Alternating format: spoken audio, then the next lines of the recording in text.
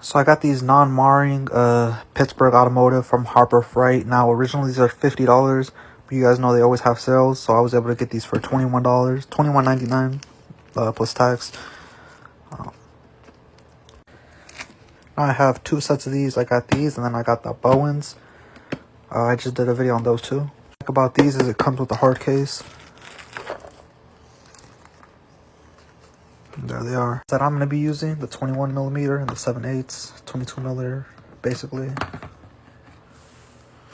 These look really nice, to be honest.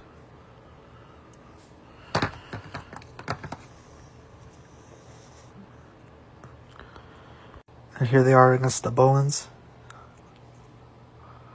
So yeah, these came with no case.